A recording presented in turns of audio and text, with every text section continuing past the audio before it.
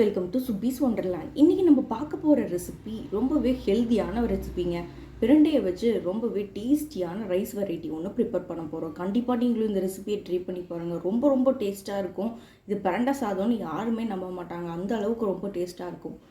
நீங்களும் இந்த ரெசிபியை ட்ரை பண்ணி பார்த்துட்டு உங்கள் கருத்துக்களை கமெண்ட் பாக்ஸில் தெரிவிங்க ஃப்ரெண்ட்ஸ். இந்த தருணத்தில் சப்ஸ்கிரைபர் ஆகிய உங்களுக்கும் ஃபியூச்சர் சப்ஸ்கிரைபர்களுக்கும் என்னுடைய நன்றி கலந்த வணக்கத்தை தெரிவித்துக்கொண்டு இப்போ ரொம்ப டேஸ்டியான இந்த பிரண்டை சாதத்தை எப்படி ப்ரிப்பேர் பண்ணலாங்கிறத பார்க்கலாம் வாங்க ஃப்ரெண்ட்ஸ்.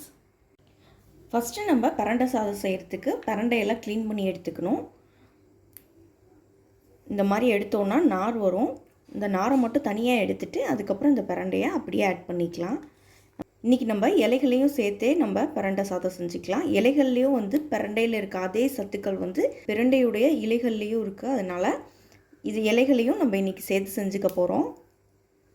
இந்த மாதிரி நாரெல்லாம் ரிமூவ் பண்ணி எடுத்துகிட்டு வந்துக்கிறேன். பிரண்டையெல்லாம் நல்லா க்ளீன் பண்ணி அதோடைய நாரெல்லாம் எடுத்துகிட்டு வந்தாச்சு. இன்றைக்கி பிரண்டை சாதம் செய்ய போகிறோம். வாங்க இப்போ பிரண்டை சாதம் எப்படி பண்ணலாங்கிறத பார்த்துக்கலாம். இப்போ ஒரு பேனை ஹீட் பண்ணியிருக்கேன். இதில் 1 டேபிள் ஸ்பூன் அளவுக்கு எண்ணெய் ஆட் பண்ணிக்கிறேன். எண்ணெய் நல்லா சூடானதுக்கப்புறமா ஒரு 1/2 டேபிள் ஸ்பூன் அளவுக்கு மிளகு ஆட் பண்ணியிருக்கேன். இப்போ 1 டீஸ்பூன் அளவுக்கு கடலைப்பருப்பு ஆட் பண்ணிக்கிறேன். இப்போ 1 டீஸ்பூன் அளவுக்கு உளுந்து ஆட் பண்ணிக்கிறேன். இப்போ 2 வரமிளகாய் இதில் சேர்த்துக்கிறேன். இதில் 4 பல் பூண்டு கட் பண்ணி சேர்த்துக்கிறேன். இது லைட்டாக வறுபட்டு வரட்டும். க்ளீன் பண்ணி வச்சுருந்த பிரண்டையை இதில் சேர்த்துக்கலாம். நல்லா வதக்கிக்குவோம். பிரண்டை நல்லா வதங்கி வரணும். பிரண்டை நல்லா வதங்கினோடனே நல்லா தெரியும் நமக்கு பிரண்டை வதங்கினது. ஆட் பண்ணும்போது இருந்ததை விட நல்லா சுருங்கி வந்துடும்.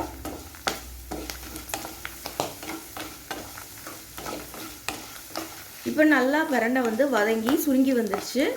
இப்போ ஒரு சின்ன நெல்லிக்காய் சைஸ் புளி இது கூட சேர்த்துக்கிறேன். பிரண்டையில் அந்த ஒரு காரத்தன்மை, அந்த அரிப்புத்தன்மை இருக்கும். அந்த தன்மை போகிறதுக்காகத்தான் நம்ம புளி சேர்த்துக்கிறோம். அவ்வளோதான். இப்போ ஃப்ளேம் ஆஃப் பண்ணிக்கலாம். இப்போ இது நல்லா ஆற வச்சுட்டு மிக்சியில் போட்டு அரைச்சி எடுத்துகிட்டு வந்துக்குவோம். இப்போ அதே பேனில் ஏற்கனவே ஃப்ரை பண்ண ஆயில் கொஞ்சம் இருக்குது. இப்போ அது கூட இன்னும் 1 டேபிள் ஸ்பூன் அளவுக்கு ஆயில் விட்டுக்கிறேன்.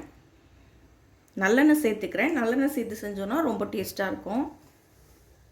இப்போ எண்ணெய் நல்லா சூடானதுக்கப்புறமா கடுகு ஆட் பண்ணிக்கிறேன். கடுகோடையே உளுந்து பருப்பு 1 டீஸ்பூன் அளவு சேர்த்துக்கிறேன். இப்போ கடலைப்பருப்பு 1 டேபிள் ஸ்பூன் அளவுக்கு சேர்த்துக்கிறேன். இப்போ வரமிளகா 1 கட் பண்ணி சேர்த்துக்கிறேன். இப்போ கருவேப்பிலை கொஞ்சம் ஆட் பண்ணிக்கிறேன்.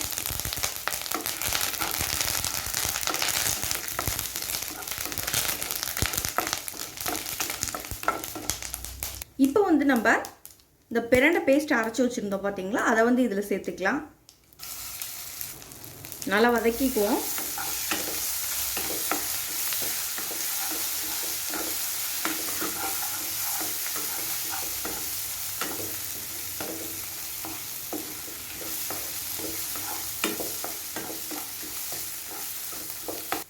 எண்ணெயிலே நல்லா இந்த பேஸ்ட் கொஞ்சம் வதங்கி வரணும்.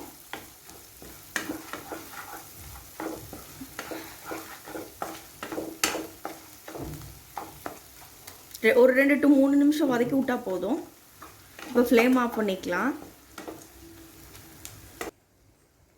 இப்போ இந்த பேஸ்ட்டோட ஏற்கனவே நல்லா பாயில் பண்ணி ஆற வச்சுருந்த சாதத்தை இதில் சேர்த்துக்கிறேன்.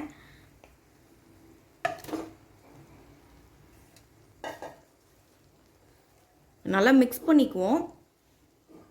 இப்போ நம்ம இந்த சாதத்துக்கு தேவையான அளவு உப்பு ஆட் பண்ணிக்குவோம். இதுக்கு முன்னாடி நான் உப்பு எதுலேயுமே சேர்க்கல, அதனால் சாதத்துக்கு தேவையான அளவு பார்த்து நீங்கள் ஆட் பண்ணிக்கோங்க. இப்போ இது நல்லா மிக்ஸ் பண்ணிக்கலாம்.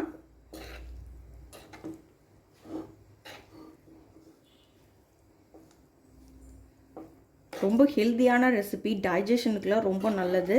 அதே போல் கால்சியம் கண்டென்ட் ரொம்ப அதிகமாக இருக்குங்க பிரண்டையில். இப்போ குழந்தைங்களாம் பிரண்டை விரும்பி சாப்பிட மாட்டாங்க. இந்த மாதிரி வெரைட்டி ரைஸ் நம்ம பிரண்டையில் பண்ணி கொடுத்தோம்னா ரொம்ப நல்லா சாப்பிட்ருவாங்க. அதே போல் ரொம்ப டேஸ்ட்டாகவும் இருக்கும் இந்த ரைஸ். கண்டிப்பாக நீங்களும் ட்ரை பண்ணி பாருங்கள்.